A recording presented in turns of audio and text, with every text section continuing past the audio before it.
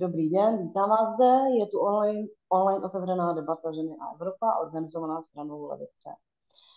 Chtěla bych vám představit panelistky. Je to Daria Rozštelová, je to aktivistka, filozofka, feministka.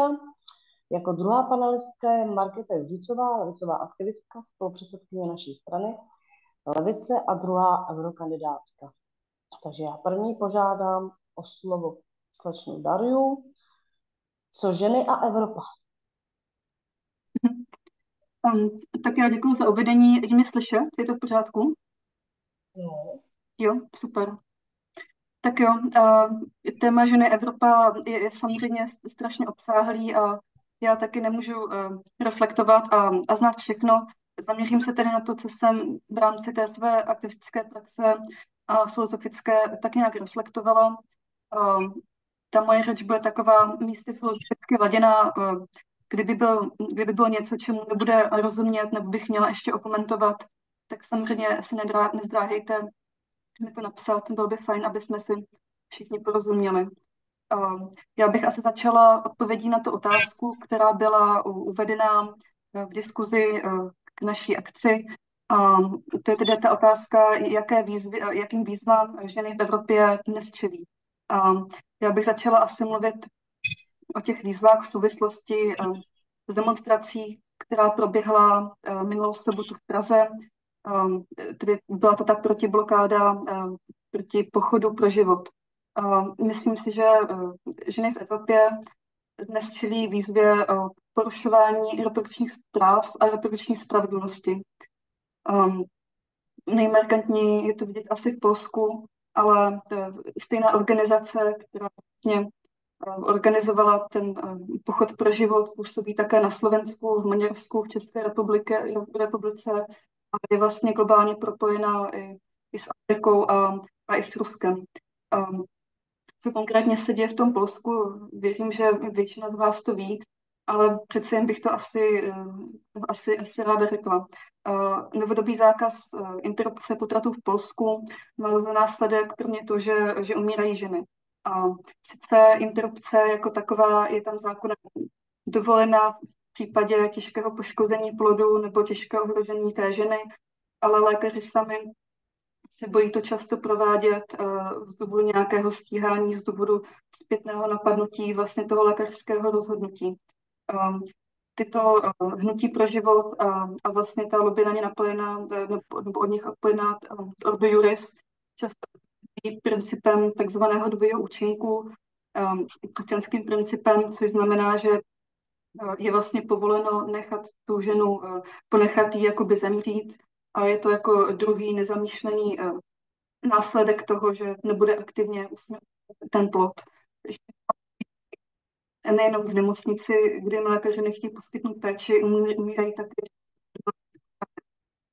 bojí oznámit těhotenství svému lékaři, často se účastní takzvané potratové turisty z toho Polska, kterou jezdí zejména republiky. Je ale třeba zmínit, že i tato možnost je dostupná ženy méně majetné, méně mobilní si to a tak mě často připadne ještě další. Ta kampaň toho Dojuris, té mezinárodní konzervativní organizace, jak jsem řekla, působí také v České republice, ve Slovensku. Můžeme vidět na Slovensku, ale i u nás různé banery a plakáty, které znázorňují potracené plody, často ale upravené tak, aby vzbuzovaly nějaké emoce a vůbec to nemusí odrážet tu biologickou realitu. A tady tak to jsou reprodukční práva a reprodukční spravedlnost, které se za chvíli dostanou porušovány tady v tom našem nejbližším území. Ordo Juris a potažmo také Hnutí pro život, Aliance pro rodinu a tyto organizace, jsem řekla, jsou nějakou mezinárodní organizací. Je také, když počítači. Co je třeba zajímavé, nebo nevím, jestli to někteří z vás zaregistrovali, tak ta protipotratová lobby je jenom jedním z cílů Hnutí pro život a Ordo Iuris. Ultrakonzervativní teolog Radim Ucháč se nechal slyšet, že zákaz potratu je vlastně jenom nějakých 10%, o co se vlastně ve skutečnosti snaží. Můžeme si domýšlet, co je těch dalších 90%, ale zcela jistě víme, že je zatím schováno nabádání k porušování právě těch reprodukčních práv, omezení je zatím kodem homosexuálním, kodem jiné než heterosexuální orientace. A my vlastně jako feministické aktivistky s tímto zásadě nesouhlasíme, protože reprodukční práva jsou něco, co je garantováno zákonně a mezinárodními dohodami. A myslím, že bychom se měli jak politicky, třeba v stranách, tak i právě občansky angažovat a prosazovat proti tomu, aby tato vlastně ideologie neskončila také u nás v České republice. Vidíme, jak to dopadne teďka na Slovensku po těch volbách. Já jsem mluvila předtím o rozdílu trošku mezi těmi právami a tou spravedlností. A ta reprodukční spravedlnost nás momentálně v České republice ještě, protože ta spravedlnost zohledňuje nejen vlastně to právo té ženy a možnost toho přístupu ke zdravotní péči, jo, nebo k té interrupci, ale ta spravedlnost se zabývá podmínkami té samotné možnosti. Znamená, že v případě péče, té zdravotní přístup k interrupci musíme zohledňovat také ekonomický status žen, jejich etnickou a ty další intersekce. Jak vlastně uvádí některé články, v té České republice se ten potrat momentálně pohybuje v rámci několika tisíc a ještě horší je to ve Slovenské republice. Momentální částky jsou od 100 do, což je v přepočtu okolo 15 000. Takže opravdu ta interrupce se stává něčím výsadním. Ne každá žena No, a co je ještě potřeba také zmínit k té reprodukční spravedlnosti, nejedná se samozřejmě jenom o interrupce a jenom o otázku ženskou, ale myslím, že bychom měli řešit politicky a občansky také zdravotní péči a práva trans osob, osob s vaječníky nebo dělohou, o kterých vlastně zdravotnictví málo ví, ani se nezajímá jejich bolesti, nebo těhotenství jsou často bagatelizovány, jo, a nenachází v rámci toho zdravotnického systému nějakou podporu. Takže určitě si myslím, že nějaké perspektivy vize té reprodukčně spravedlivé společnosti bude třeba zahrnout i tyto otázky. Teďka bych možná i ráda přešla od té spravedlnosti reprodukční k nějaké spravedlnosti, která souvisí s reprodukční prací a s pracemi feminizovanými. Ono to částečně ostatně také souvisí. Já se omlouvám, že tady dneska mluvím zejména o těch nešvarech, ale věřím, že následně pak Markéta předá i program levice a náběhy nějakého řešení. Takže já bych chtěla mluvit o té prekaritě feminizovaných zaměstnání a reprodukčních prací v rámci neoliberální společnosti, je konkrétně také. Abych uvedla nějaké pojmové objasnění, tak já tomu neoliberalismu rozumím jako současné vývojové fáze kapitalismu, která se vyznačuje tím, že kapitalistický ekonomický program není uplatňovaný jen v rámci té ekonomické domény, ale stát se přímo zasahuje nějakou jeho prosperitu. Vlastně i ty politické programy se začínají omezovat jenom na ten trh, zvyšování dosahu produkce pro té produkci. Jak to vypadá například konkrétně, tak je to omezování sociálních jistot, sociálních služeb, těch oblastí škol, školek, dokonce i pošty, co se týče konkrétních politických programů, tak takový emblém je podle mě odvěká snaha ODS o zavedení školného, je to konsolidační balíček, je to zdanění, který týká nízkopříjmových namísto vysokopříjmových. A je to také například ta reforma sociální přímo říká, kdo nepracuje, kdo není produktivní, ať nejí. Takže to je zpátky k té otázce, jak vypadá ta krize a reprodukčních prací v rámci liberalismu. Kdybychom měli provést oddělení, tak ta krize se dvojím útlakem na ženy a potažmo také na takzvaná feminizovaná zaměstnání. Ten první z útlaků je útlak ekonomický, což znamená, že tyto práce jsou práce chronicky podhodnocené. Na druhou stranu se ale pečující služby a reprodukční práce stávají předmětem trhu. Jo. Což znamená, že kapitalismus, jak zvyšuje ten dosah toho trhu, tak komodifikovat i vlastně tyto oblasti. A právě za ty mizivé peníze takovým fenoménem i právě evropským, ale také globálním napříč tím propojeným světem jsou takzvané globální řetězce péče, což si můžeme že ženy navzájem jsou spolu globálně nějakým způsobem propojeny skrz placenou i péči. Takovým příkladem může být například, kdy žena z třetího světa, ale nebo také z větší části Evropy, jsou to často Polky, jdou do zemí prvního světa, do bohatších států Evropy, do USA, kde právě za ten brzký peníz odvádějí tu pečující práci a ten plat posílají do své rodné země, aby tam se někdo postaral právě o jejich rodiče nebo o jejich jako osobu blízkou. Takže je tam společné toto propojení a samozřejmě ta sdílená prekarita.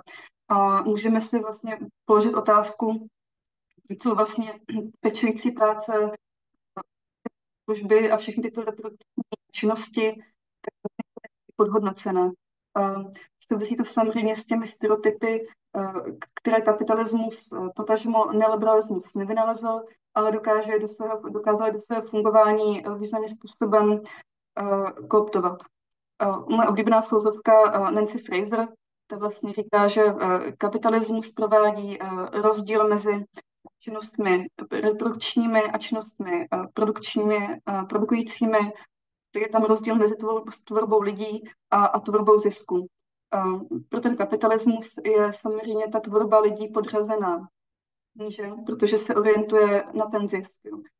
Takže stereotypy o tom, že ženy vykonávají ty činnosti z lásky nebo dobrovolnosti, jo, jako z dobrého srdce, tak ten kapitalismus vlastně jakoby přijímá a když pak jsou ženy v rámci systému hodnoceny finančně a společensky, tak už tam figuruje ten předpoklad a ty platy a samozřejmě to morální společenské ohodnocení je nízké. Vlastně je tam skrytý předpoklad, že pečující práce, sociální práce nejsou ve skutečnosti práce, jo? Protože to má furt punce dobrovolnosti nebo té lásky a tak, ale lidé, co pracují v sociálních službách, lidé, kteří o někoho pečují, jo, o nějakou osobu blízkou, o rodinného příslušníka, vědí, že péče v každém případě práce je. Já si také myslím, že v rámci vize nějaké společnosti, nějakého programu by toto určitě mělo být zahrnuto. Nejen ve zvýšení té finanční odměny, toho morálního ohodnocení, ale také distribuce té péče ve společnosti jako takové. Můžeme si položit otázku, jak je možné, že někdo si může dovolit nepečovat, jo? Že to může delegovat na ženu, na migrantku. Jo? Jak je možné, že k někomu ta činnost takhle přichází, jo? A někdo ji může takhle úplně odsnout do pozadí. Co se týče té konkrétní prekarity těch sociálních a pečujících pracovníků v České republice a i těch osob pečujících, tak je to chronické podfinancování, ale můžeme do toho zahrnout také nucené předčasy lidí ve zdravotnictví. Jsou to malé příspěvky na péči těch osob pečujících, je to pozdní schvalování rozpočtu pro sociální služby a podobné sféry a je toho samozřejmě daleko ještě víc.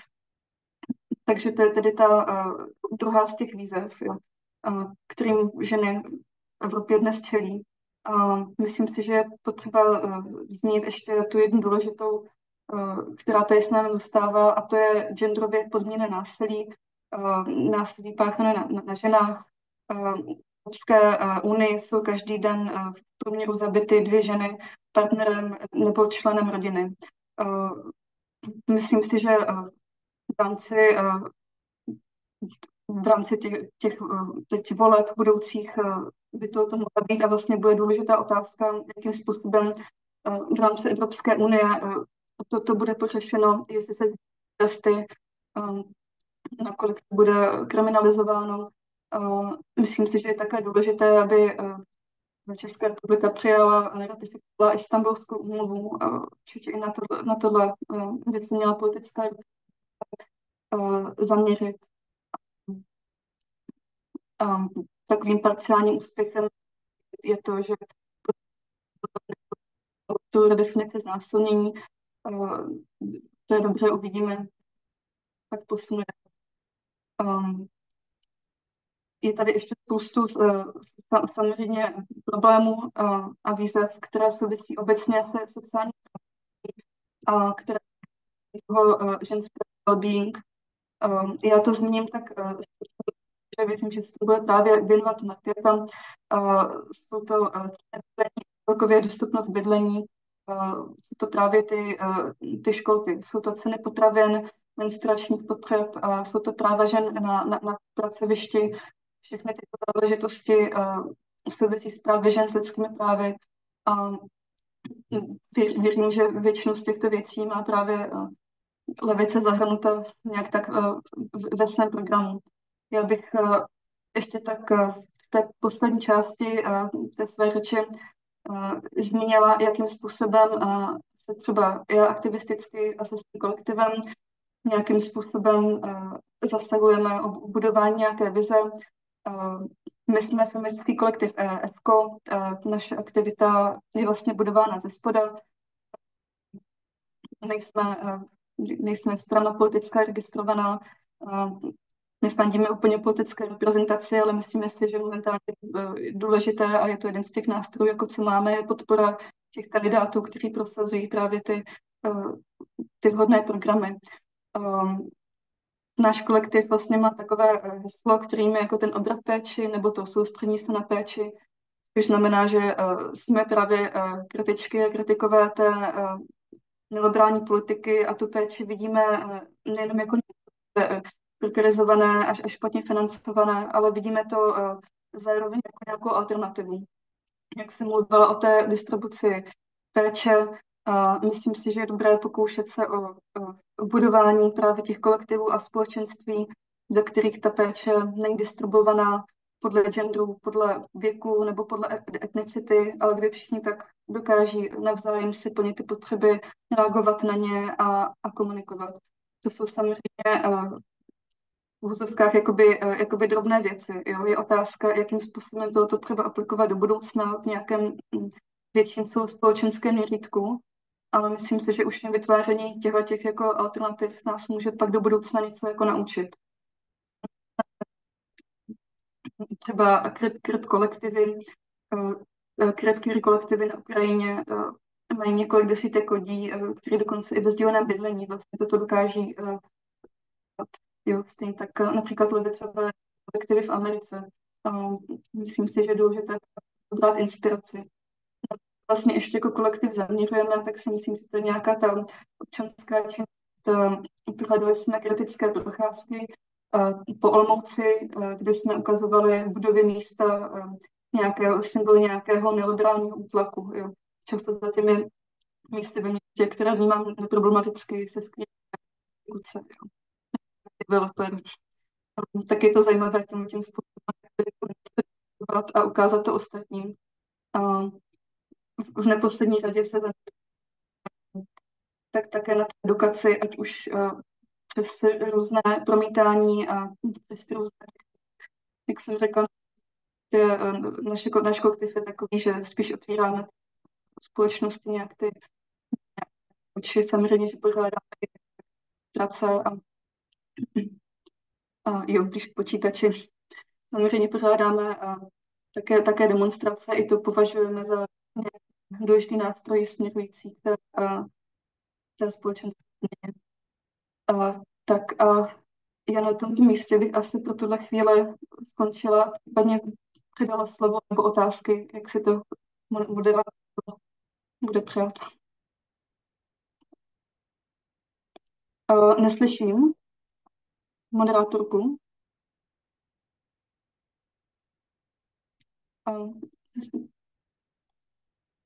Nemáte zapnutý mikrofon, myslím.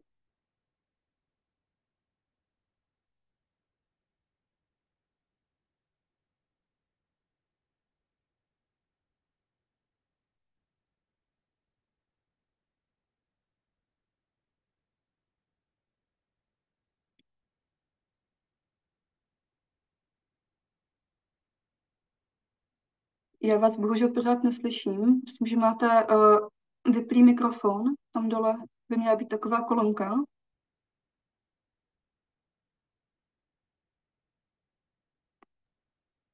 Jo, pořád ještě.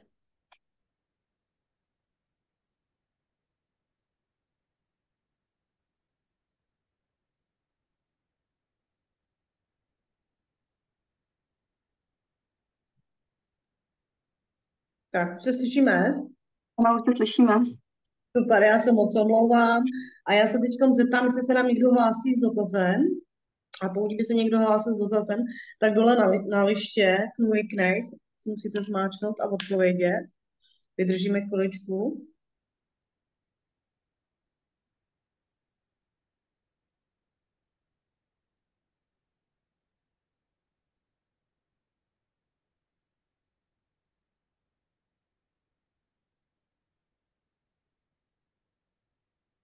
Tak dáme prostor další panelistce a to je Markéta Juřicová. Dobrý večer, díky moc za slovo. Já budu mluvit, navážu teda na Dariu a budu mluvit teda i trošičku konkrétněji jak z perspektivy levice jako strany, tak i do toho budu občas asi vkládat nějaké moje vlastní pohledy, protože přece jenom to téma ženy v Evropě, to je nám všem tady blízké i z osobního hlediska. Jak Daria mluvila o tom podhodnocení péče a služeb, tak to je určitě hodně dobrý bod a důležitý, protože ty zaměstnání v péči a ve službách jsou vnímány často jako typicky ženské, jsou většinou hůře placené, mají horší podmínky a není to teda případ jenom té péče a služeb, vlastně s tou diskriminací v tom zaměstnávání se setkáváme ve všech oborech, tam bych mohla konec konců vyprávět i něco ze své vlastní pracovní historie. Když jsem pracovala ve výrobě ještě, tak tam to v těch firmách často bývalo tak, že nedělali takové ty dokončující práce a muži byli někde u stroje a tam bylo jasně vidět i na tom jednom pracovišti, jak ty ženské zaměstnání jsou mnohem jednak hůře placen, jednak vám pořád někdo seděl za zády, což se těm mužům z nějakého důvodu nedělo a celkově byla tam vidět právě ta diskriminace obrovská. No, vlastně s čím se taky vlastně ženy na tom pracovním trhu často setkávají, s tím se často setkáváme, je takový ten předpoklad, že v té práci nevydržíte dostatečně dlouho, protože půjdete určitě brzy na mateřskou, takže ty zaměstnavatele se na to dívají často i z tohohle pohledu, že proč by měli ženám nabízet nějakou lepší práci, když stejně za chvilku odejdou se teda starat o to dítě. To je obrovská chyba, kterou může změnit teda jak vzdělávání v tady téhle oblasti, protože v dnešní době, když spousta zejména pravicových konzervativnějších lidí nebo politiků s oblibou tvrdí, že v dnešní době se je všecko jenom o genderu, tak víme, že to tak ani zdaleka není, že v oblasti nějaké jako genderové rovnosti a nějakého vzdělání tady v této oblasti jsme se vůbec nikam neposunuli od minulého století, takže určitě to by bylo nějaké možné řešení. Pak co se týče těch pracovních podmínek, tak my máme jako levice v programu už dlouhodobě, že teda podporujeme jednak, aby se bojovalo s gender pay gapem, který je, to znamená ta platová nerovnost mezi muži a ženy. Ta je v České republice jedna z nejvyšších v Evropské unii. A my teda samozřejmě chceme tady tuhle nerovnost odstranit. A teďka samozřejmě aktuálně nejbližší volby jsou do Evropského parlamentu. Pokud bychom se tam dostali, tak samozřejmě za nás budeme opravdu důsledně bojovat za to, aby se tyhle nerovnosti odstranily i na evropské úrovni.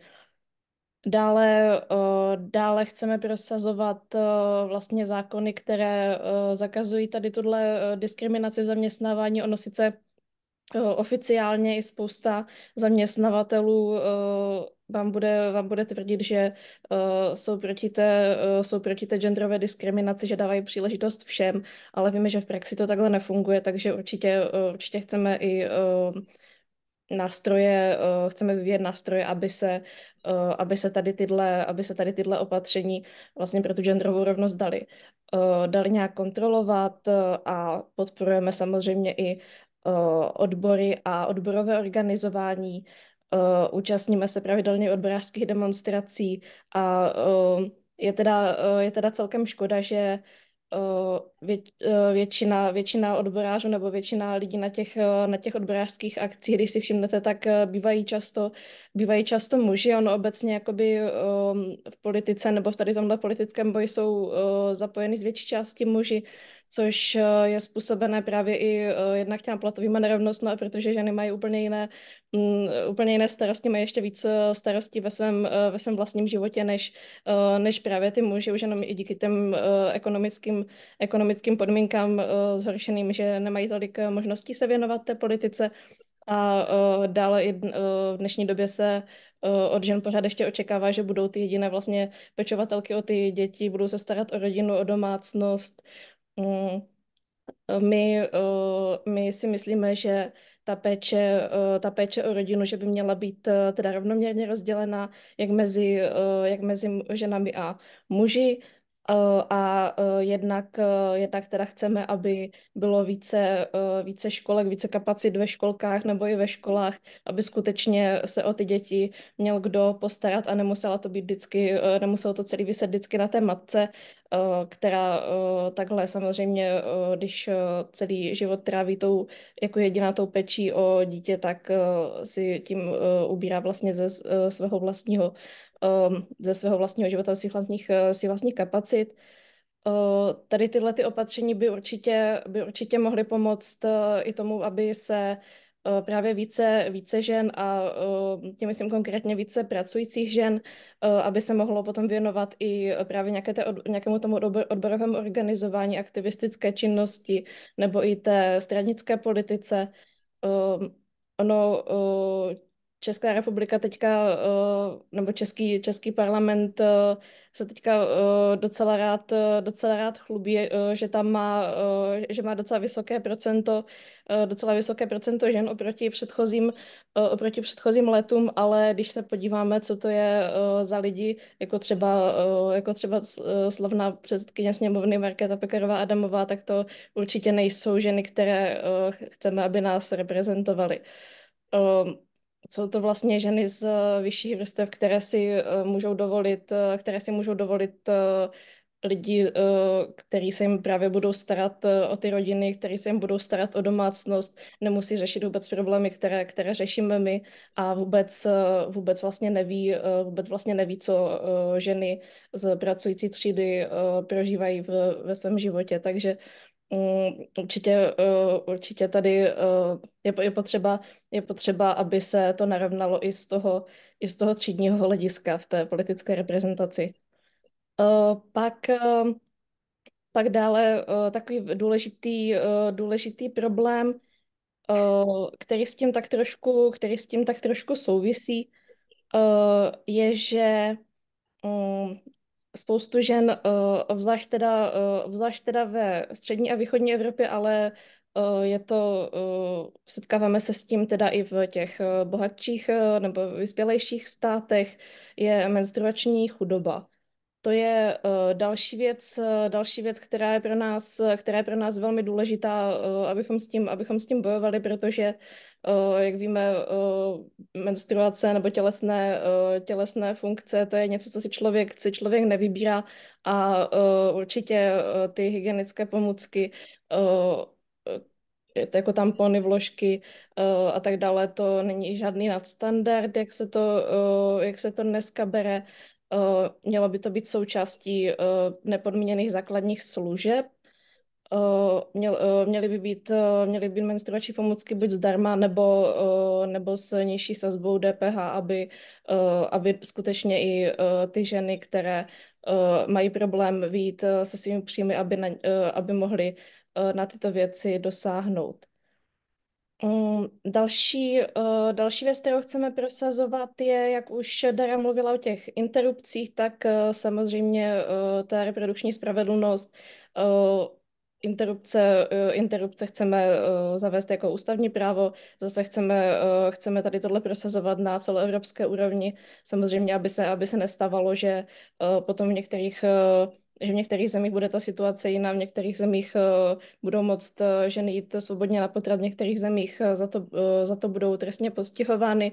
Chceme, aby skutečně ve všech zemích Evropské unie ženy měly možnost podstoupit interrupci a chceme, aby tato možnost nebyla jenom pro občanky toho daného státu, ale aby skutečně i lidi, kteří třeba do té země přijedou ze zahraničí nebo zvenku Evropské unie, aby mohli bez obav teda podstoupit interrupci.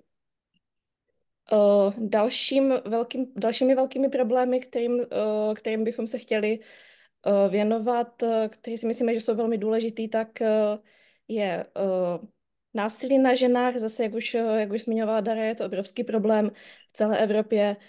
Mimochodem zase Česko jako ve spoustě věcech, které se týkají ženských práv, je velmi pozadu oproti dalším zemím Evropské unie, což je teda velmi smutné, ale je to tak, takže určitě zase my prosazujeme a podporujeme, aby fungovalo v tomhle směru kvalitní vzdělávání, a to jak ve školách už vlastně kvalitní sexuální výchova, aby skutečně už od toho raného věku lidi věděli, co si můžou a co si nemůžou dovolit.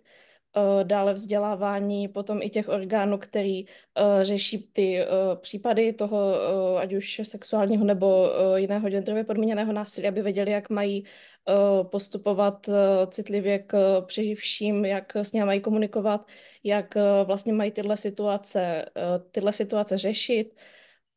Pro nás je velmi důležitá v tomhle směru ta prevence, protože samozřejmě i potom, jako když se ten pachatel toho násilí potrestá, je to dobře, je to důležitý, jasně, ale my chceme, aby k tomu vůbec nedocházelo, takže proto je důležité to vzdělávání a ta prevence.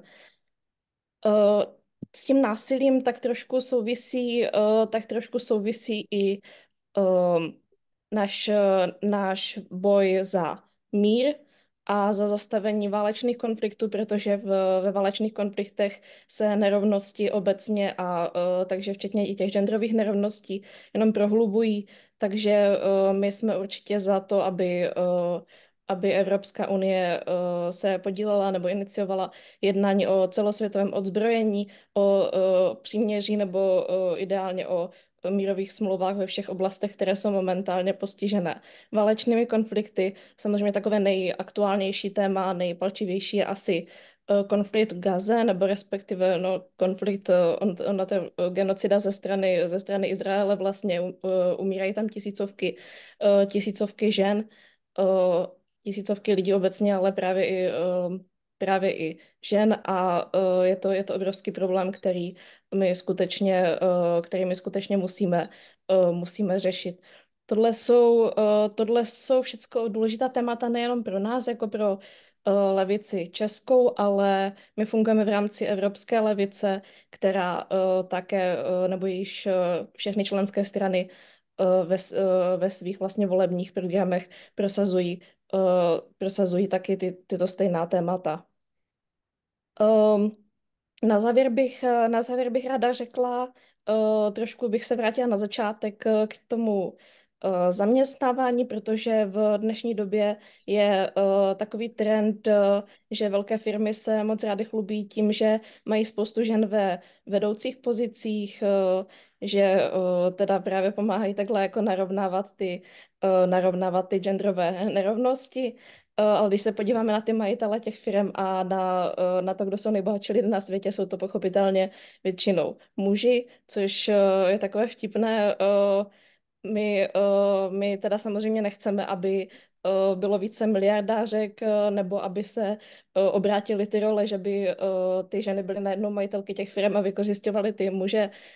My chceme, aby se všechny nerovnosti odstranily už od základu. To znamená, chceme překonat kapitalismus a to je náš nejdůležitější cíl jako levice.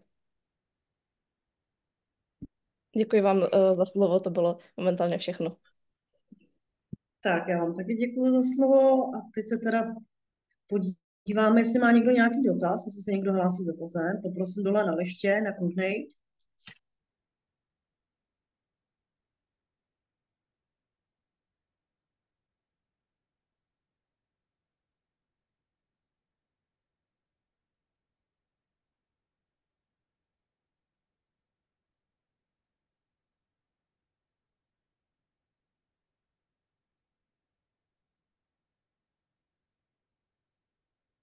Tak zatím tam nemáme žádný dotaz. Já bych se jenom chtěla zeptat, jak vnímáte feminismus? Jestli u nás v České republice tak ve velkém měřítku, anebo jestli to máme nějak jako jinak než v Evropě. Jak to vnímáte, Dario? Jo, to je podle mě úplně jako super otázka. Já si myslím a narážím na to za poslední dobou, že ten vlastně český feminismus teďka ne 50. léta, začátek tisíciletí, ale teďka v rozmezí 3-4 let, že má takový dobrý antikapitalistický jako nádech étos. Jo.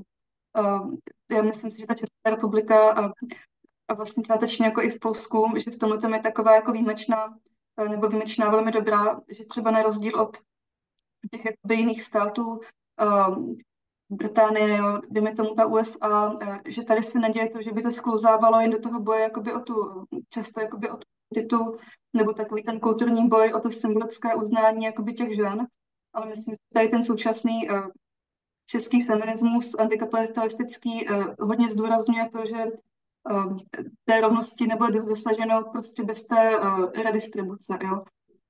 Což je vlastně to jakoby levicové poselství.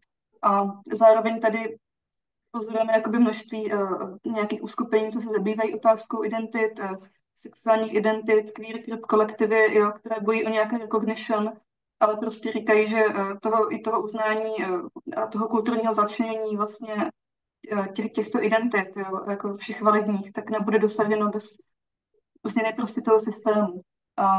Takže já si myslím, že ten současný český film potom je v tom jako dobrý. Jo. Samozřejmě, že tady jsou i takové ty liberální feministické jako odnože, jo, a takové ty jako girl boss, mluví se taky i postfeminismu, jo, o těch jako ženách na těch vedoucích pozicích, jako ty boss. Ale když to opravdu srovnám jakoby s tou většinou, takže já mám vlastně teďka z toho českého feminismu takovou jako radost, že to má antikapitalistický nádech. A to si myslím, že je fajn. Obecně vnímám úplně jako jednoduše jako hnutí masové pro ženy, ale i vlastně pro všechny, které aby byl uznaný nějaký rozdíl, ale aby negativní rozdíl. Takže prostě rovná spravedlivá společnost pro všechny. A v tomto je to vlastně hodně jednoduché a myslím si, že by se takto i ten feminismus mohl komunikovat, jo, a i když to jako dává spoustu úsilí a pokoušet se postupně o změnu té české, toho většinového českého vnímání, které si myslí, že feminismus je jen jako ten nenávist mužů, jako něco takového, no. Tak takhle zatím za mě. Tak já teda poprosím s dotazami, jestli někdo má další.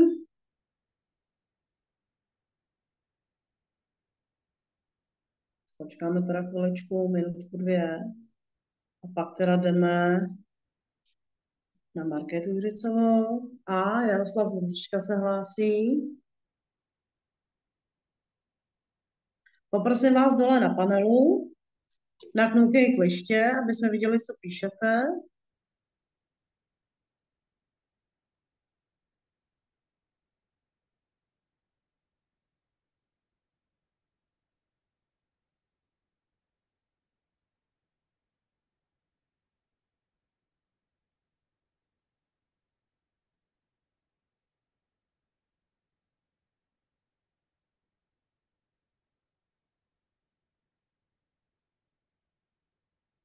Tak, pane Růžička, já vás poprosím, dole je taková lišta, tůvej, tam klikněte a napište nebo položte svoji otázku.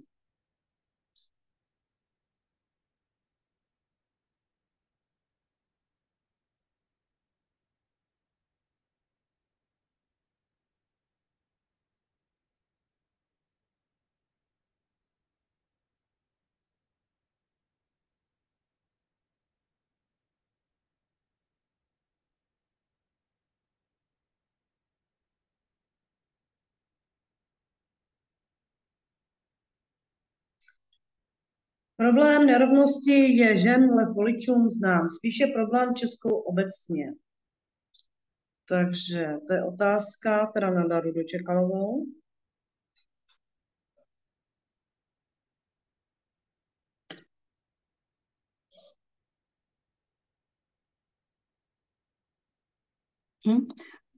Otázka je tam v chatu, že jo, položená někde. Ano, ano, v chatu. Jo, už to vidím.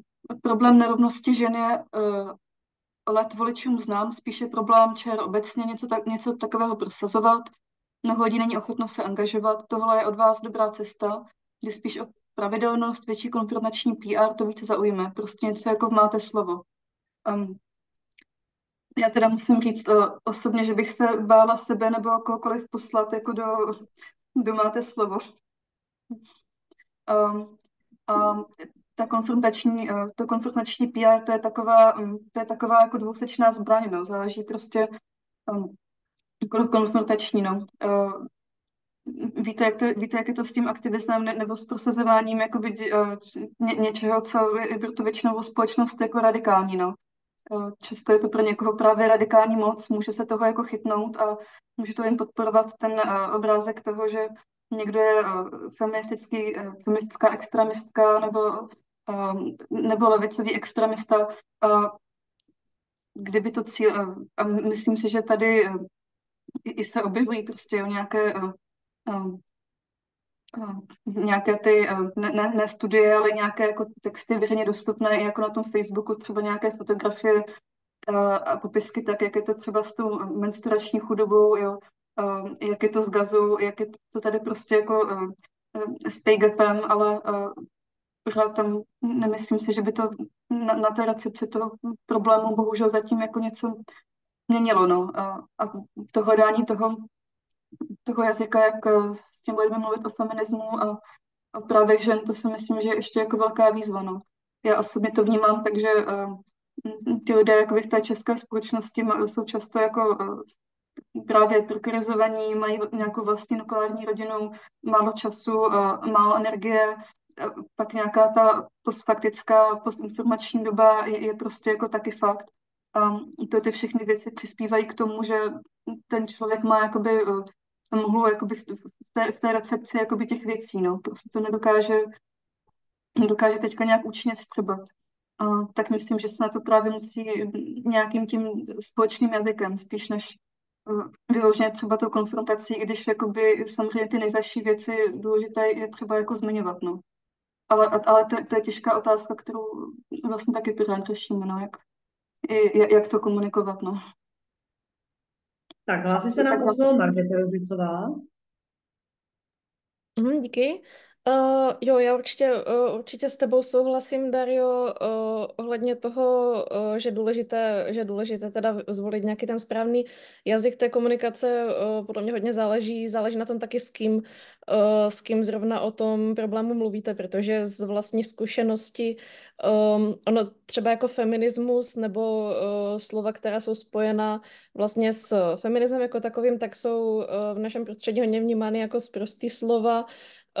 Ale přitom, když třeba jsem se bavila s lidma jako z práce, ať už z té mojí současné nebo z bývalých zaměstnání, jako s kolegyněma, co tam pracovali se mnou, tak ono bylo vidět, že oni vlastně jakoby jsou v jádru feministky, nebo jako spousta žen jsou vlastně feministky, i když nahlas říkají, že feministky nejsou, nikdy nebudou, že s tím nesouhlasí, ale potom vlastně slyšíte jejich jakoby názory, že jim prostě vadí, já nevím, že jim vadí, že nemůžou právě třeba jako jít svobodně na potrat, nebo že jim prostě vadí, že jim vadí, že se musí bát v noci vyjít ven, protože je tam ohrožují nějaký divný chlapy, nebo já nevím, že jim vadí, že jejich prostě mužský šéfové si k ním dovolují hodně, jakože jako myslím si, že ten feminismus je mezi náma hodně rozšířený, akorát právě jde o to, aby si to ty lidi tak nějak uvědomili, že vlastně ano, feminismus to je vlastně dobrá věc a ten konfrontační způsob, tak to vlastně beru jako že možná něco jako ta blokáda toho pochodu právě pro život, že to je takový jako konfrontační způsob vlastně toho jednání, který byl ve výsledku užitečný, protože on se ten pochod pro život jednak povedl zablokovat, oni si to museli obejít a jednak se to dostalo všude do médií, tady tohle téma a zase se o tom nějakou dobu bude mluvit, takže to je určitě fajn. A jinak s tím máte slovo, tak já si myslím, že tohle byla možná poznámka na mě. A já můžu říct určitě, že ano, je to děsivé na začátku, ale nakonec to je docela fajn zážitek se tam přijít pohádat, takže pokud máte takovou povahu, že rádi diskutujete nebo rádi se dohadujete s nějakými prostě pravičáky, tak určitě do toho běžte. Tak já děkuju. Teď se teda podíváme, jestli má ještě někdo nějaký dotaz.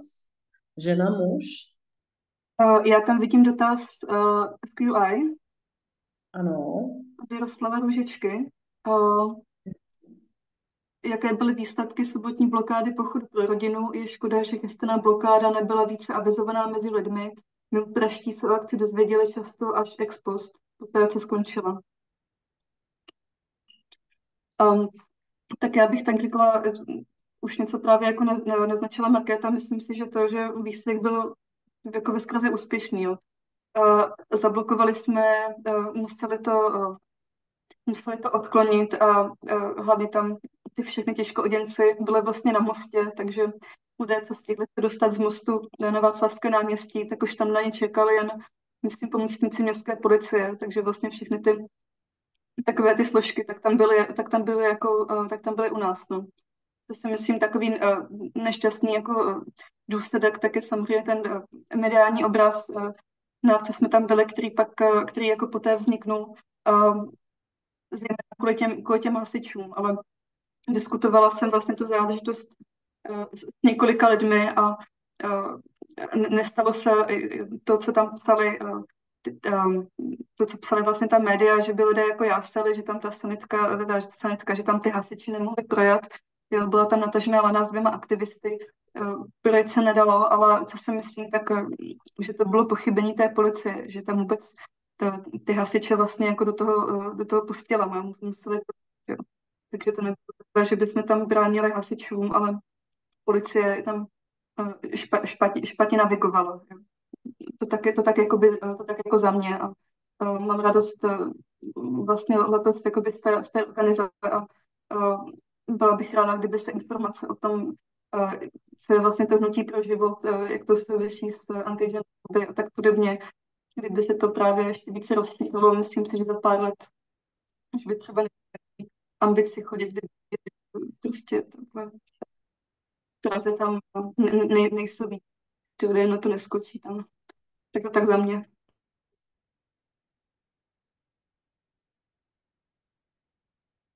Tak děkuju. Počkáme se teda na další dotaz. Chviličku, minutku, dvě.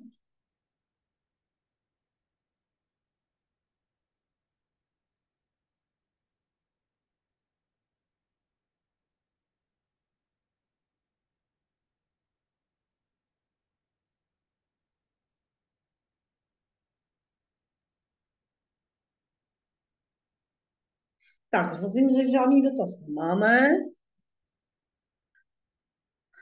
Tak se tady podíváme na naši otázku. Daro, jak jste se dostala k aktivismu?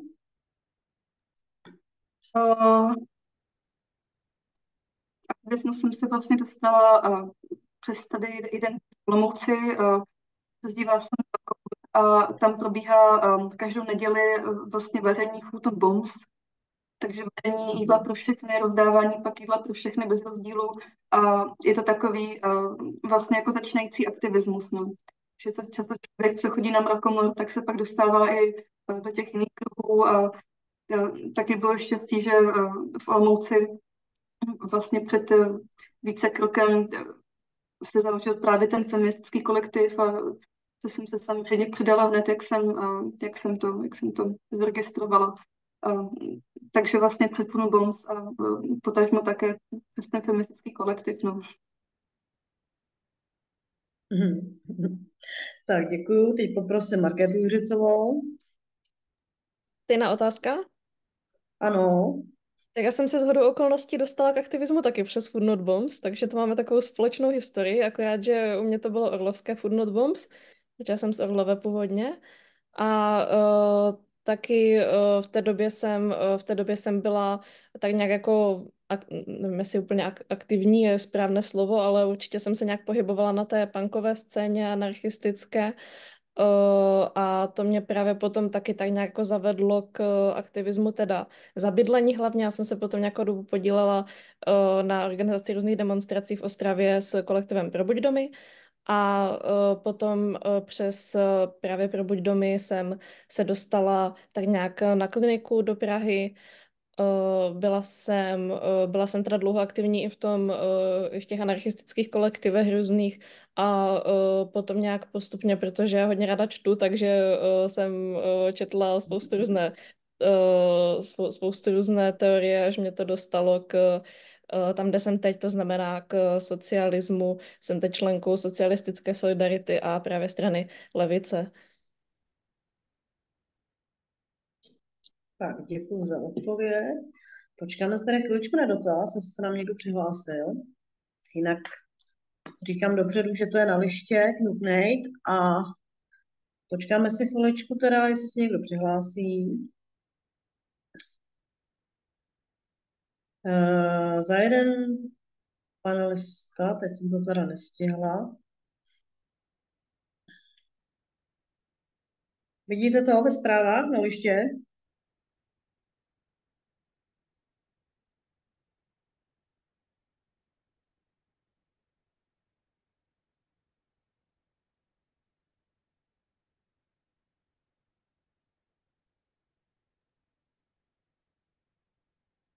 Jo, já vidím ten dotaz v chatu.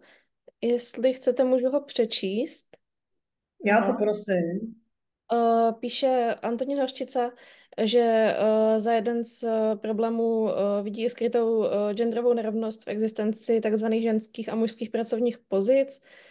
Pracoval ve firmě, kde pracovala většina žen, ale muži byli většinou ve výrobě seřizovači a ženy operátorky. Co se týká pozic v managementu, tak aby se vylepšila statistika, tak se vždy vykazoval střední a top management dohromady, protože v top managementu ženy prakticky nebyly. Co se týká péče, tak jeho sestra pracuje v sociálních službách, kde pracují prakticky jen ženy.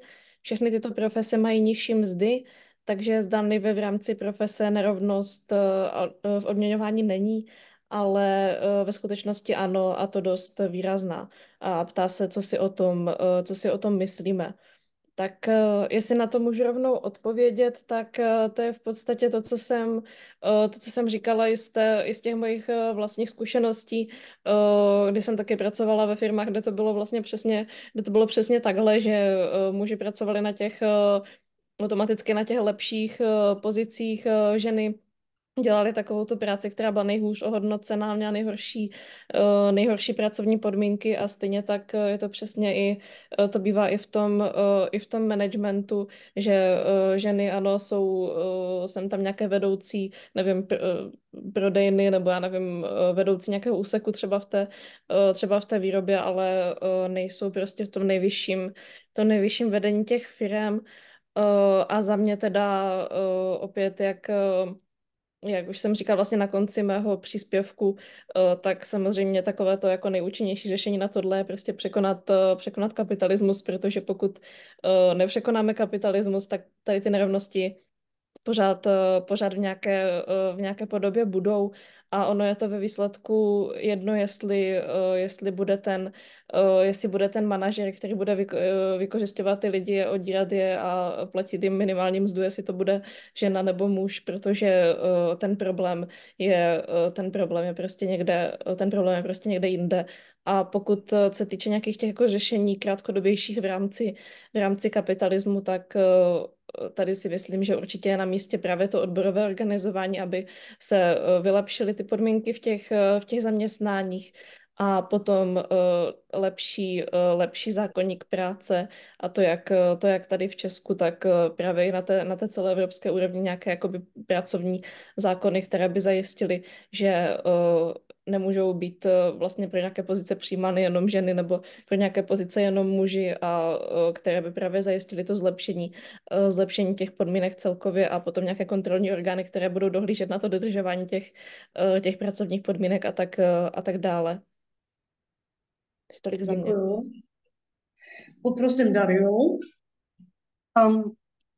Já k tomu asi už nic víc než Markéta nemám, jenom bych dodala asi to, že je taky potřeba, aby právě že nám byla zajištěna nějaká možnost té flexibilní pracovní doby a samozřejmě, že to i hodně souvisí s tou distribucí té reprodukční práce, té práce v domácnosti a, a tak. No. Aby celkově ta rovnost byla nastavená tak, že i ty ženy se mohou třeba o nějaké pozice ucházet a tak. A samozřejmě, jak Markéta říkala, aby nebyl někdo diskriminován z důvodu rodičovských pečujících povinností. Co je ještě takový zvláštní paradox, to je trošku mimo, ale právě jak ta symbolika toho, že ta ženská zaměstnání mají nějakou jakoby tu malou prestiž, tak je často narušeno v momentě, kdy tam přijde nějaký muž. Si můžeme všimnout toho, že když třeba ženy jsou kuchařky nebo tak, jo, tak prostě feminizované, jak má tam je muž, tak šéf kuchař a najednou prostě jako wow, no. Takhle to funguje často i prostě jako obráceně, no, že ty předsudky prostě s tím odměňováním se tak jako nějak navzájem podmiňují a jakmile do oboru vstupují muži, tak to automaticky zvyšuje tu prestiž a naopak, no. Děkuju.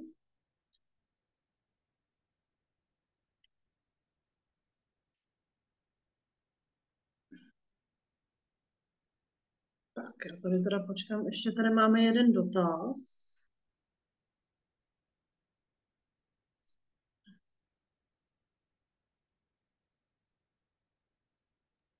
Máme tam dotaz v chatu. Ano, máme, ale mi se teď nedaří ho nějak Jo, přečíst. tak já ho přečtu a myslím si, že odpověď bude spíš na Markétu, nebo otázka spíš na Markétu. Levice má v programu feministický rozměr, by se měl promítat do všech aspektů rozhodování Evropské unie. Takže hypoteticky, pokud byste se v takové rozhodovací pozici odstli, čím byste začali? A je to otázka pro všechny účastníky, včetně moderátorky.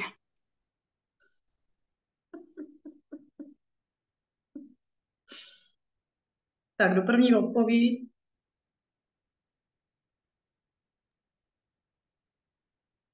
Tak já klidně můžu začít. Tak Uh, prosím. No, ono to je, jako je to teda hodně složitá otázka, protože jak už jsme si tady dneska nastínili, tak nějak všichni, tak těch problémů je opravdu hodně, takže čím začít, to bude opravdu asi na delší přemýšlení, ale jako kdybych to měla nějak hodnotit třeba z nějakého mého osobního hlediska, co je mi nejbližší jako téma, tak asi bych začala právě tou problematikou ty práce a těch pracovních práv. To si myslím, že je taková jako nejzásadnější věc pro mě osobně, ale jako spíš možná bych tady tohle rozhodnutí, jako čím začít, bych to nechala na nějakém širším kolektivu prostě těch levicových potom poslankyň a poslanců v tom europarlamentu, protože to je prostě rozhodnutí, které musí udělat více lidí.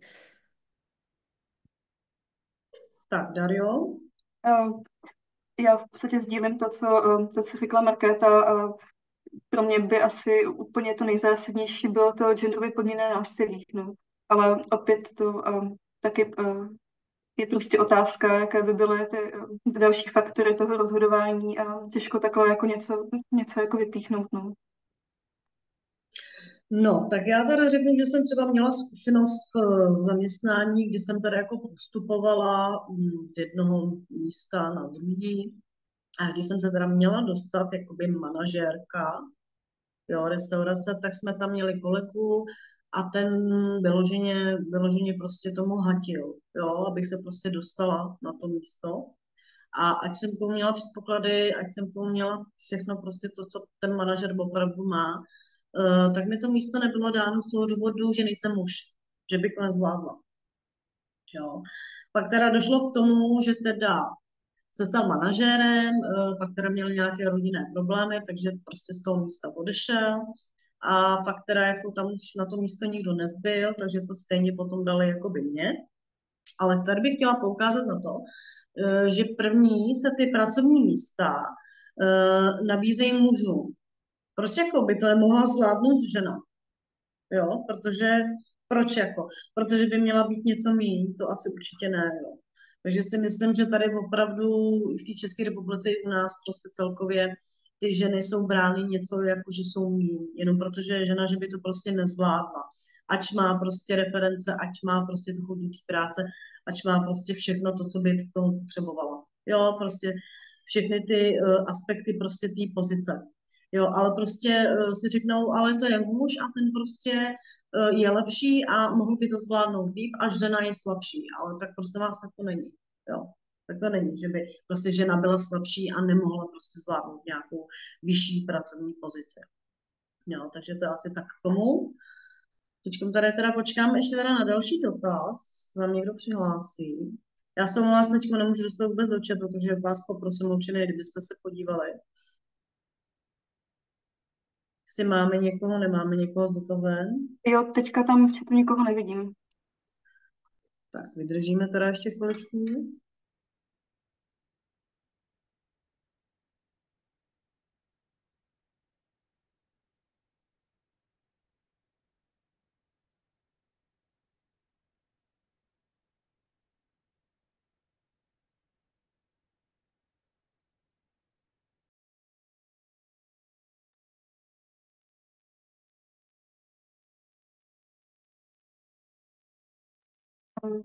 Já možná, jestli bylo možné, bych se zeptala Markéty, protože přemýšlím, kdy budu mít takové příležitost, kdybych se vzpomněla. Jakým způsobem třeba v programu je řešena otázka pozice lidí s nějakou formou disabilitou, postižení právě na trhu práce, protože vlastně tito lidé jsou vsouzeni podle stejného hodnotového systému, jako třeba ty lidé pečující, což znamená, že jim je odpíráno vůbec jako to že by jako, jak to říct, no, prostě nejsou produktivní nějakým způsobem jakoby pro ten systém a jejich práce často je segregovaná, jo, nebo právě jako málo hodnocená, nebo nemají možnost nějakého bezbariérového působení, jo. Ten prostor společenský je konstruován jakoby ableisticky. A myslím si, že toto je otázka, která souvisí i s těmi ženskými právy, z hlediska jakoby nějakých intersekcí. Tak jestli i to je třeba v programu nějakým způsobem řešeno. ten pracovní prostor, ta práva a tak. Jo, já si teďka nejsem popravdě jistá, jestli máme vyloženě jakoby speciální programový bod na lidi s nějakým jakoby postižením nebo tak, ale jako určitě vím, že to máme jakoby v rámci toho těch práv pracujících a stejně tak toho boje proti diskriminaci. A vlastně, že obecně jakoby všechny skupiny obyvatel, které jsou teďka nějak diskriminovaný, tak my vlastně chceme právě zavést takové zákony, aby to už nebylo možné, takže právě i na tom trhu práce aby ty lidi prostě nebyli znevýhodňovány jenom jakoby z důvodu toho zdravotního stavu. A určitě teďka teda budu mluvit, nemám před sebou ten program, takže nebudu mluvit úplně jakoby z programu, ale spíš, co mě k tomu tak nějak jako napadá, tak za mě by bylo určitě velmi důležité, kdyby se na pracovištích začalo pracovat i s tím, aby tam vlastně všude, kde tomu nebrání nějaká, jako nevím, historická konstrukce budovy a tak dále, do které nejde zasahovat, aby všude byl umožněný bezbariérový přístup, aby se tam právě mohli dostat i lidi, kteří třeba se nemůžou se pohybovat moc dobře a aby se pracovalo s tím prostorem a s těmi pracovišti tak, aby to bylo skutečně přístupné úplně všem. No, takže asi takhle za mě. A samozřejmě potom, co týče nějaké jako diskriminace obecně nebo nějakého jakoby násilí právě tady toho jako diskriminačního charakteru, tak tam zase to se týká jakoby podle mě všech skupin lidí obecně. My jako levice proti tomu budeme bojovat a budeme proti tomu bojovat všemi prostředky, které se nám nabízí momentálně. Tak, děkuju. Počkáme se teda ještě na další, jestli náhodou někdo neodpoví do chatu, který teda já osobně teď můžu bohužel otevřít. Ale snad to tady pípne. Minutka 2.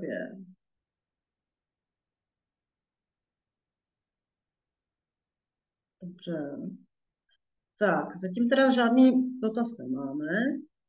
Já se vás zeptám, jak to vidíte do budoucna s tím feminismem v Čechách?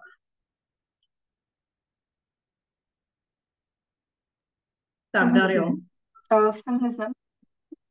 Otázka byla, jak to vidíš s feminismem do budoucna? Jo. V těch Čechách.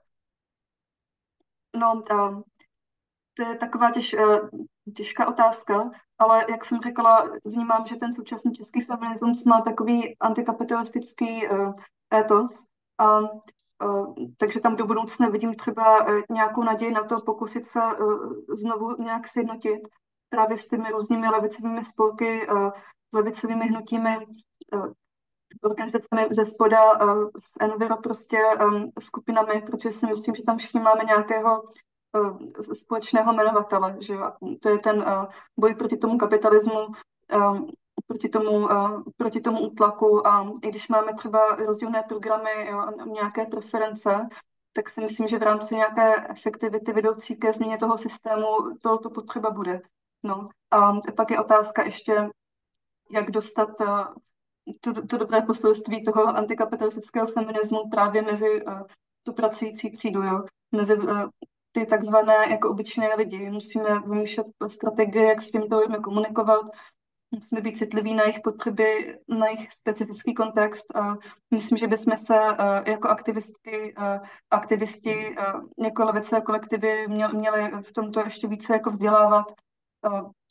Samozřejmě často narážíme na problém i našeho osobního vyhoření, jo, aktivismus a politika, to jsou vlastně takové ty třetí směny, že jo, které máme, ale takže musíme i sami se sebou to nějakým způsobem srovnat, no. Učit se jako odpočívat, učit se komunikovat, učit se prostě učit a tak, no. Takže abych jako odpověděla konkrétně, tak ta ideální prostě vize je to sjednocení s těmi levicovými kolektivy, potažmo třeba ještě s nějakými politickými subjekty, jak se to bude jakoby ta budoucnost žádat. Nemyslím si, že by se to mělo už více fragmentovat a doufám, že se budeme soustředit právě na to společné a že třeba časem vznikne nějaké společné programové prohlášení nebo se znovu objeví nějaká iniciativa. Oni tady už v minulosti samozřejmě jako byly, ale bohužel to postupně umlklo. No. Takže to tak za mě. Tak, děkuju. Markéto, poprosím. Jo, myslím, že Daria to řekla dobře. Víceméně jakoby nemám asi moc co k tomu doplnit. Možná jenom, že bych byla taky hodně ráda, kdyby nás bylo do budoucna víc, protože ono samozřejmě, když srovnáme Českou republiku se zahraničím, kolik je feministických aktivistek nebo prostě obecně levicových aktivistek a aktivistů, já nevím, ve Španělsku a kolik jich je tady v Česku, tak to je úplně nesrovnatelné, nejenom jako číslo, ale i ten poměr prostě toho počtu těch lidí vůči počtu obyvatel té země, takže určitě bych byla ráda, kdyby nás bylo do budoucna víc a já si myslím si, že zatím směřujeme dobrým směrem. Tak, děkuji za otázku, pardon, za odpověď. A teď se vás teda ještě zeptám, jak teda vnímáte pravicové ženy? Pravicové ženy? Ano, ano. Mhm. Tak já se zamyslím, jestli Markéta zatím chce odpovídat. Třeba. No já vnímám pravicové ženy asi jako víceméně stejně jako pravicové muže, prostě jako lidi, se kterými zásadně nesouhlasím a pokud tam jako je pak otázka, že protože jsou lidi, kteří jsou pravicoví, protože jsou bohatí, protože se narodili do bohaté rodiny, nevím, zdědili firmu a tak tam potom vnímám, ať už je to muž nebo žena, tak je vnímám jako lidi, proti kterým budu bojovat ve volbách nebo aktivisticky a pokud jde o a zase tam prostě jsou jako pravicoví lidi obecně, to podle mě jakoby jestli muž nebo žena je v tomhle smyslu asi jedno. Pokud to jsou lidi, kteří jsou z nějakých podobných jako poměrů jako my tady, což znamená úplně normální lidi, tak tam potom to vnímám jako, že to jsou prostě partneři k diskuzi, protože možná pokud pochopí, že ta pravice jim nikdy nepřinese vlastně ty životní podmínky, nevím, to bohatství, dejme tomu, nebo ten spokojený život, ve který doufají, tak potom vlastně už třeba časem nebudou pravicoví a přidají se naopak k nám, takže tam spíš jakoby tam záleží podle mě jako na jiných asi věcech v tomhle, než na tom genderu. Tak, děkuju. Tak, Dario, připravená na otázku? Jo, taková záhodná otázka, no. Já vlastně taky opět souhlasím s Markétou, no. Někdy samozřejmě nemám ve svých bublinách moc pravicových žen, ani pravicových mužů. Moc pravicových lidí celkově, ale samozřejmě, že někdy to setkání jako nastává a myslím, že ty lidi si mohou někdy navzájem dělat jakoby nějaký korektiv. Jo. Pro mě třeba jako pro levičačku je to dobré, na co se třeba zaměřit jakoby v té komunikaci s těmi lidmi, to tak ty lidi jakoby pálí a jakým způsobem pak ty věci komunikovat společným jazykem, že přesně jim ta pravice také ve finále nepřinese nějaké jako to dobré velbí. Tak děkuji za odpověď. Já se vás ještě zeptám, tak teď mi napadla otázka. Jak vnímáte ženy v Evropě? Jestli jsou jiné, než jakoby ty české, anebo jestliže ženy z Evropy mají nebo více bojují za ten feminismus, jsou více aktivistické, anebo jak to vnímáte? Jestli je to více Evropanky, anebo Češky?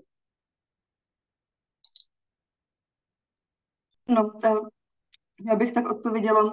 Já si vlastně připadám tak jako nějak jako světoobčanka, že pro mě jakoby ta národnost nebo ta příslušnost jako ani k tomu státu, ani jako k té unii nějak jako identitárně není jakoby nějak důležitá, ale pravda je, že když člověk je třeba ve Španělsku, v Řecku i Itálii, tak to samozřejmě vnímá. Tam ten feministický, aktivistický, levičácký, anarchistický jako étos a je mu v tom tak jako příjemně. Tam je pak otázka, jestli to je z nějakého jakoby těch lidí, jo, anebo spíš asi z nějaké té historie politicko-socioekonomické situace. A myslím si, že právě třeba od španělského feministického aktivismu se máme hodně co učit v rámci toho, jak vypadají ty jejich protesty, ty jako demonstrace, jaká tam je třeba ta živost, jo, nějaká ta vokalita, ty zpěvy, prostě pohybové vyjádření, více prostě těch happeningů, takových těch prostorů, které můj známý označuje, nebo kamarád jako veřejně soukromé, jo. Že to není jako nějaká instituce, ale zároveň to není domácnost, ale je to něco jako taková malá agora tam někde venku, ty židle venku, jo, nebo nějaké ty place, kde ty lidi spolu jsou a mohou tak něco mezi soukromým veřejným spolu komunikovat, dělat právě komunitu, jakoby ty akce a to si myslím, že konkrétně ten soukromně veřejný prostor právě s tím kamarádem si myslím, že tady třeba v Česku jako ohromně chybí. No. Tak děkuju za odpověď, Markéto. Jo, no já zase teďka naopak budu souhlasit zase já s Dariou a tentokrát k tomu ani nemám, si myslím, co dodat dalšího. No já teda k tomu dodám, protože si myslím, že třeba feministky nemůžou být ženy z písečných zemí, protože jsou muslimky a mají taky nějaké takové ty svoje, nějakou tu svoji historii, kdy nemůžou sundat nějak to oblečení ze sebe, nemůžou prostě nemůžou jít studovat. Já jsem nedávno viděla na sociálním sítě na těch slečnu muslimského původu, která teda vzdorovala teda rodičům, protože oni mají zakázáno pracovat a nějak se věnovat feminismu a nějak se jakoby rozvíjet, ale slečna se teda tomu nedala a začala pracovat jako letuška. Což se mě teda jako hodně zarazilo, protože tyhle ty ženy mají nějaký ten svůj cíl, že musí být v kruhu rodiny a musí vlastně poslouchat muže, takže tam vlastně oni ani feministky nemůžou být. Jo. Takže mě to teda zarazilo a zároveň teda i potěšilo. Jo, že i žena muslimka dokáže sebe realizovat a že dokáže být feministka a aktivistka a že dokáže opravdu i pracovat. Ještě jakoby letuška, což mě teda hezky zarazilo a potěšilo. Tak, my si tady ještě teda chviličku počkáme na nějaké odpovědi, nějaké otázky. Vydržíme chviličku, minutku, dvě.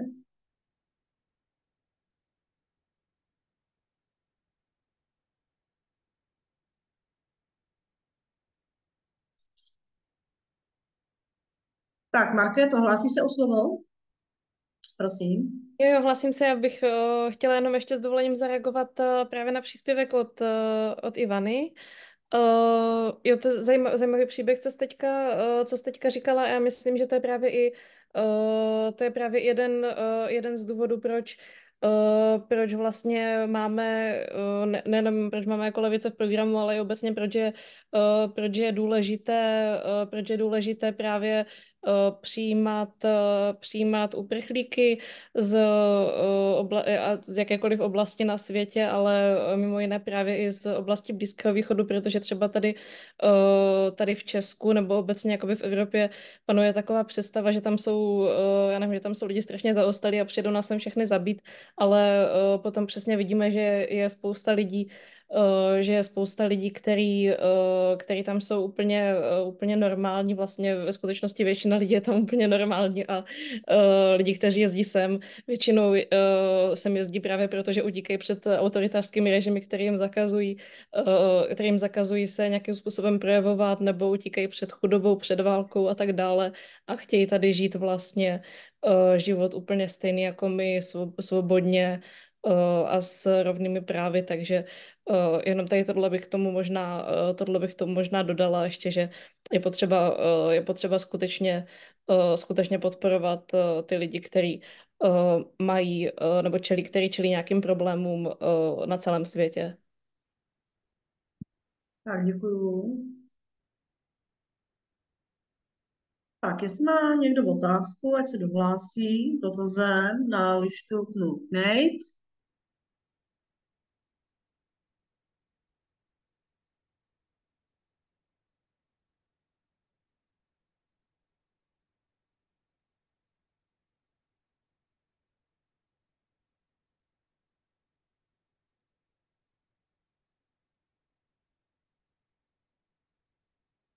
Tak zatím teda žádnou otázku nemáme, tak já se vás zeptám, když vás tady takhle mám, co pro vás znamená aktivismus. Tak poprosím první Dariu. Um, tak jo, abych to neuvedla jako nějak jako pateticky, tak to samozřejmě jako nějaký jako způsob života. Aktivismus je jako nějaká část mojí identity, jako dost podstatná. Um, A myslím si, že celkový aktivismus je jeden z těch jako dobrých nástrojů, jak se člověk může učit, jak bude žít jako v té nějaké té jako lepší společnosti. V průběhu těch vlastních aktivit, aktivistické praxe, to sám i tu podobu, sám tu podobu vlastně jako vytváří. No. Vždycky je ta otázka, jak to přenést třeba z toho mikro do toho makro, ale myslím si, že i to je schopný ten aktivismus, no, bude schopný budoucnu zpracovat, pokud je tam vize třeba nějaká jako ta sjednocující, tak to tak asi za mě. Boj za práva, boj za rovnost a myslím si, že pro všechny vlastně je to tak jako nějak dobré, no. Dobře, děkuju. Poprosím Markétu. Tak pro mě je aktivismus vlastně hodně důležitým nástrojem v tom, jak posunout tu společnost někam nebo jak něco změnit, protože ona ta volební politika je sice důležitá, ale není to všechno. A některé věci nezměníme prostě jenom tím, že jednou za rok nebo jednou za několik let půjdeme k volbám, ale skutečně jsou věci, o kterých je potřeba mluvit v průběhu celého roku, je potřeba je zviditelňovat, je potřeba tlačit třeba na politiky, které v současné době jsou zvolený, aby udělali nějaké změny. A k tomu je právě dobrý ten aktivismus taky mimo jiné, takže je pro mě taky velmi důležitá součást života určitě. Tak děkuju za odpověď. Teď teda chviličku počkáme. Má tady někdo dotaz? Když tak na liště, knuknej.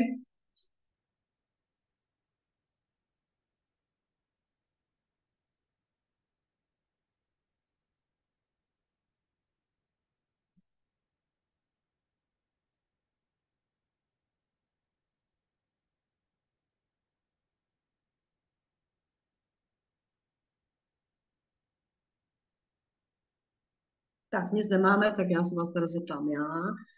Já se vás zeptám, když vás tady takhle mám, je dobrý se vás zeptat, jak vidíte Evropu? Jestli se pro ženy nějak posune, anebo neposune. Do budoucna, myslím. Jo, jestli ty ženy to budou mít ty práva lehčí, jestli feministky to budou mít lehčí, jestli se tam něco posune, něco ve zlým, něco jakoby v lepším, pozitivní stránce. Jak to vidíte? Všeobecně. Jo, stačí mi prostě jenom krátký názor, který máte. Tak poprosím Dariu. Já tam jako tak nějak všeobecně do budoucna horizontu, co jsem tak schopná aspoň malinko si jako představit. Právě jak jsem říkala v tom příspěvku, vidím ohrožení reprodukční spravedlnosti, která se způsobem prostě blíží z toho Polska, jo, do těch jako okolních států. Vzhledem k tomu, že sledujeme v rámci Evropy ten trend, že o obnově jakoby těch států založených na tom kultu jakoby té národnosti, prostě jakoby těch tradičních hodnot a ten antigender a to omezování těch ženských a těch reprodukčních práv, jo, tak vzhledem k tomu, jaká je situace, a podle mě se ty státy budou čím dál tím více radikalizovat do nějaké vyšší se ekologické, tak v tomto bohužel vidím tak trochu černě, proto si myslím, že si je prostě musí ty lidi v tomto vzdělávat, tak je to vlastně strašně důležité. Dokud to máme, tak si nedokážeme představit, jaké to je, když jako nejsou v žádné podobě. No. Tak, rozumím, poprosím Markétu. Jo, no, za mě to taky hodně závisí, nebo záleží na tom, jak dopadnou volby, jednak teďka evropské, jednak v těch jednotlivých v těch jednotlivých státech Evropské unie, nebo v jednotlivých evropských státech, záleží, jestli se bavíme o Evropské unii nebo o Evropě celkově. Ale každopádně je to tak, ona ta konzervativní pravice skutečně hodně posiluje a to pro nás samozřejmě vůbec není dobrý. Takže záleží skutečně na tom, jak se k tomu postavíme, jak se k tomu postavíme a nejenom my, ale obecně i všechny ženy, které třeba snad ucítí, že je potřeba být akční a bojovat za svá práva. Mm, no, takhle asi za mě. Jako je to těžké říct takhle dopředu, jak to bude dál, protože teďka dnešní doba je hodně nepředvídatelná, ale jo, no, záleží na spoustě věcech, jak dopadnou volby, jak dopadne ten vývoj teda té konzervativní pravice a potom teda na tom, jak se k tomu postaví ta společnost.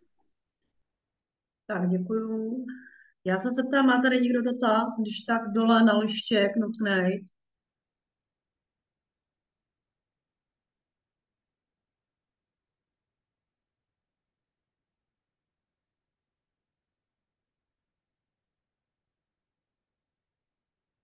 Tak zatím teda nic, tak já se vás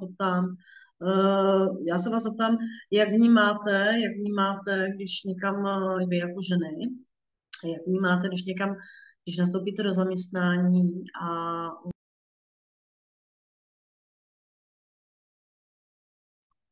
My jsme vás přestali slyšet, máte asi vypný mikrofon. tak slyšíme se? Jo, asi neslyším já vás. Teď máme my vyplé mikrofony. A už jsem vám zapnutý, já se omlouvám. Jo, tak takhle, jako jak když nastoupíte vlastně do zaměstnání, je tam prostě nějaký nadmanažer, podmanažer, nějaký výkonný ředitel a je to prostě muž. Jak ho vnímáte, jak vnímáte tu autoritu? Nebo jak vnímáte to, když je na vás ta práce nahozená až moc? Jenom proto, že jste ženy. Cítíte, že vám jakoby nakládá ten zaměstnavatel? No, já úplně z té zkušenosti mluvit nemůžu, protože jsem momentálně doktorantka a vedoucí katedry je fajn a vlastně veškerou práci, kterou mám, tak si tak jako nějak masochisticky nakládám sama, tak to je tak krátce. Nemůžu bohužel posloušet v tomhle z vlastní zkušenosti. Děkuji, Markéto. Jo, tak to já mám naopak spoustu vlastních zkušeností k tomuhle tématu. No,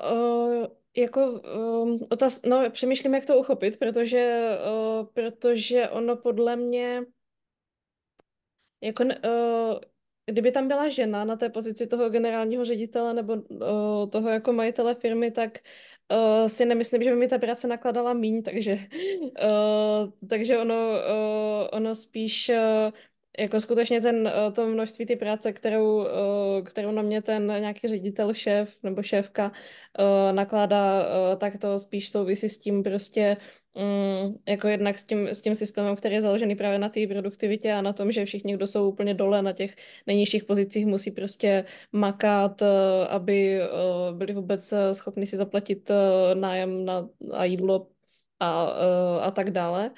Takže já, jako jak to vnímám, tak já jsem samozřejmě naštvaná, když mi někdo nakládá víc práce, než jsem schopna zvládnout, to je logický a jsem naštvaná stejně tak na šéfy muže a stejně tak na šéfky ženy.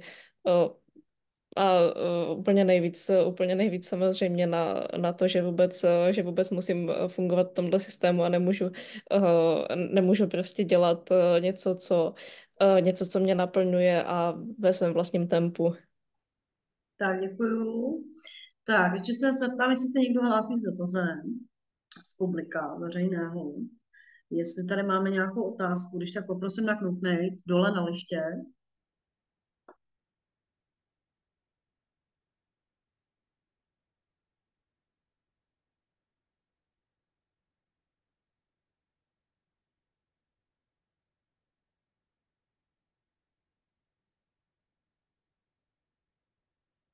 Tak zatím nic. Tak, já se vás teda ptám, jak vnímáte všeobecně celkově tuhletu dobu? Jestli si myslíte, nebo jak vnímáte i to, tahle ta dnešní doba celkově, jestli to je pro ženy jednoduché. Tak, Markéto. Jo, tak za mě to určitě není pro ženy jednoduché, jako když to srovnáme samozřejmě s dobou, já nevím, před 300 lety, tak ano, je to o něco jednodušší určitě, můžeme třeba, nevím, volit, nebo můžeme sedět v autobuse, na jakém místě chceme, takže v tomhle smysle, v tomhle smyslu teda ano, ale že by se dalo říct, že to je jednoduché, to podle mě určitě ne, protože pořád ještě jsou na nás kladený mnohem vyšší nároky než na muže.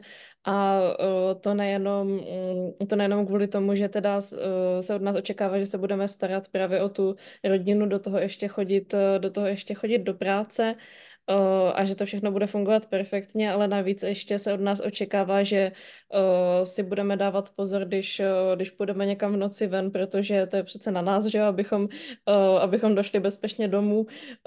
Jako teďka myslím samozřejmě podle vnímání společnosti, že jo, no, já to takhle nevidím. A pak se od nás očekává, abychom vypadali dobře za každých okolností, abychom úplně moc se nevyjadřovali ideálně, protože jsme přece jenom ty jako ženy, co mají dobře vypadat a starat se o tu domácnost a dělat to, co se jim řekne. Takže určitě já si myslím, že to není pro ženy jednoduché ani v dnešní době a že máme pořád ještě na čem pracovat. Tak, děkuju, Dario. Dávám ti slovo. Děkuju. Já teďka přemýšlím, jestli to byla Angela Davis, ale typla bych si, že jo. A ta řekla, že kapitalismus ženy zrovnoprávnil ke stejnému vykořisťování. Jo. Že ona opravdu jako skutečně tím, že ženy od určité doby mohou pracovat, tak tím je na ně uvalena ještě ta další jakoby ta zátěž, no právě té reprodukční a mimo té pečující. Pak taky je třeba zohlednit to, že dnešní doba podle mě není jednoduchá skoro pro nikoho, až na ty 2%, jo, a plus nějaká jako přidružená. Takže když tak dám dohromady, že ty genderové nároky, že jo, ty pracovní nároky a pak to, že ta doba sama o sobě má nějaké nároky na tu produktivitu, zároveň systém po nás chce, abychom měli zodpovědnost my za své zdraví, jo, abychom byli odborníky sami na sebe a hlavně, abychom byli jakoby v té práci produktivní. Tak když se všechny ty věci dají jako dohromady, tak to opravdu jednoduché není. No. Plus samozřejmě ty socioekonomické aspekty, jo, že někdo má horší, někdo tam má třeba ještě tu skutečnost, že má nějaké zdravotní znevýhodnění, zdravotní postižení. Tyto ženy pak mají ještě, podléhají ještě jiným útlakům, jo, že jiné etnicity také podléhají ještě jiným formám jakoby útlaku. A tyto formy útlaku se navzájem podmiňují, navzájem se pak na sebe jakoby namalují. No. Takže určitě některé ženy jednoduše lepším socioekonomickým statutem. Některé to mají horší, ale obecně si fakt myslím, že ty 2% z těch pár to není asi úplně jako tak dobré pro někoho. No. Nehledě na to, že za pár let je vize nějaké té ekologické katastrofy a celé to ještě může na nás dávat další těžkosti toho systému. No. Tak, děkuju. Počkáme se teda chviličku, jestli nám má někdo hlásí s dotazem. Poprosím, když tak na lištu knuknejt.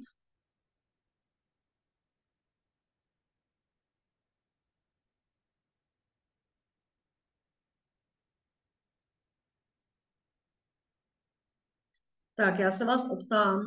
Já vás dneska vyspovídám, slečny. Já se vás optám, jak vnímáte násilí na ženách? Jak to vnímáte, jak vnímáte to, když je žena ublíženo až teda i fyzicky nebo psychicky, jak to vnímáte a co byste proto chtěli udělat do budoucna, aby se tyto nátlaky snížily? Tak, Dario, poprosím tě. Tak ono je asi tak jako nějak, myslím, zřejmé, jak to vnímáme, no. Samozřejmě jako negativně a s nějakým odsouzením, no. A co si myslím, že by se do budoucna mělo změnit, tak je ten důraz na tu prevenci, no. Kvalitní sexuální výchova a právě nějaké odprošťování se od těch genderových stereotypů, jak v těch školách, tak i v těch ostatních institucích a prostorech. No. Ta prevence je podle mě a, asi tak jako nejlepší a mnohdy třeba efektivnější právě nějaká ta zpětná kriminalizace. No. Tak to tak za mě. Tak, děkuju. Markéto, poprosím. Jo, tak já naprosto souhlasím a ještě k tomu bych dodala, že ta prevence, tak tam samozřejmě je nejdůležitější je nejdůležitější prostě to vzdělávání té společnosti a hlavně hodně důležité je to vzdělávání těch mužů, protože že když budeme vzdělávat ženy, aby věděli vlastně, že nevím, prostě nějaké věci, jakože je v pořádku, když prostě se jim nějaké věci nelíbí a že je v pořádku to říct, tak to je jakoby jedna část toho řešení, ale tak je hodně důležitý vzdělávat právě muže nebo lidi, kteří by mohli být potenciálními agresory k tomu, aby teda jim bylo jasné, že když skutečně žena řekne, že se jí něco nelíbí a že něco nechce, tak že prostě mají dát ruce pryč a nechat je na pokoji a nebo prostě jako obecně nějaké jako hranice v tom chování. Je spousta věcí, které je potřeba, aby se lidi dozvěděli a aby se to dozvěděli mnohem dřív, než se skutečně něco takového stane, jako nějaký útok prostě nebo nějaké napadení. Tak, děkuju. Tak, tady si podíváme do chatu, jestli teda tady nemáme otázku. Nemáme, ale máme.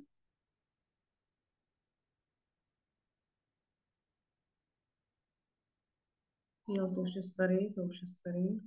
Tak na to už jsme odpovídali. Já vzhledem, jo, tady máme pana Růžička. Jak hodnotíte propulační politiku v 70 letech výstavby školek? Teď jsem se nedostala dál, dal mi to uniklo.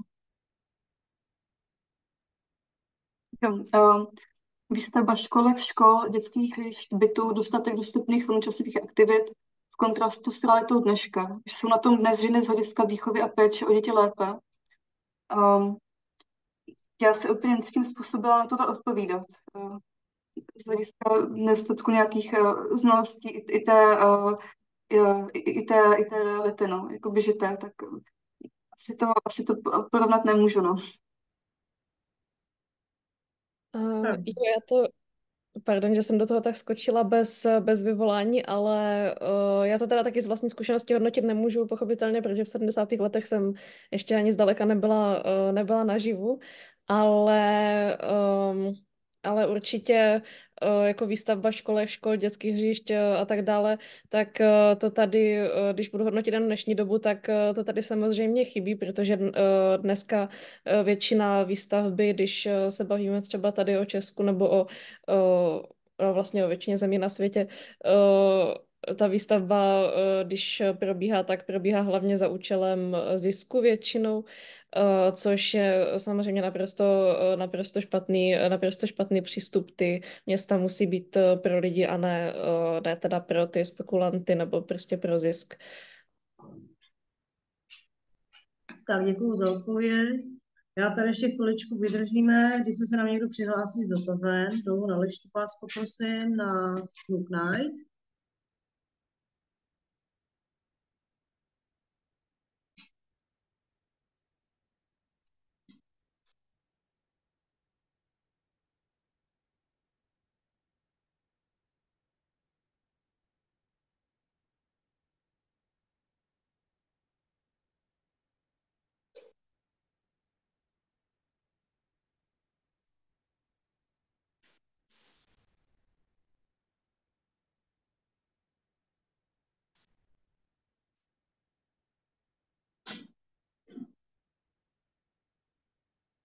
Tak zatím nic. My tady nemáme žádnou odpověď ani otázku. Tak, já se vás zeptám, jak se cítíte.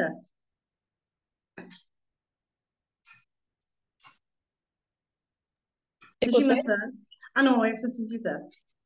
Jestli už to na vás není moc, to odpovídání a povídání. Jo, já mám radost z téhle debaty. Jsem ráda, že jsme si mohli takhle, popovídat. Myslím si, že to jsou velmi důležité témata, co my tady řešíme a co my jsme tady dneska řešili. Doufám, že si to pustí co nejvíce lidí a taky doufám, že se to líbilo i posluchačům, co tady dneska byli přítomní. A jinak se cítím trochu unaveně, protože jsem byla v práci předtím, takže tak. Děkuju, Dario, poprosím. Já to sdílím, já jsem tady ještě v kabinetu, takže přijím práce. Taky mám z toho radost a doufám, že se třeba někdo něco dozví a k něčemu to bude. Takže tak. Tak, já vám děkuju. Děkuju vám za dotazy, odpovědi a děkuju i divákům. A asi tuhletu debatu. Ještě teda chviličku vydržím, jestli se nám někdo ozve. Poprosím teda do Q&A, dolů na lištu s dotazem, jestli má někdo dotaz. A poslední dotaz. Pak bychom teda tuhletu debatu ukončili, jak bych řekla, jako, že se mi ta debata líbila.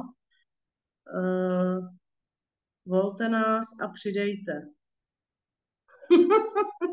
Pán nám píše, volte nás a přidejte, že máme přidat na proudu. Máme zatím ještě. Dejte se. Je to tak, volte nás a přidejte se. Tak, už tam nic nemáme. Takže já vám děkuju, že jste se zúčastnili. Děkuju Darii Dočekalový, děkuju Markétě Juřicový. Děkuju vám, že jste se zúčastnili, že jste teda zodpovídali otázky, jak mě, tak i divákům. A přeji vám moc krásný večer. Taky moc děkuju a díky, že jste přišli všichni ještě jednou a hezký večer. Děkuju moderátorce a hezký večer všem.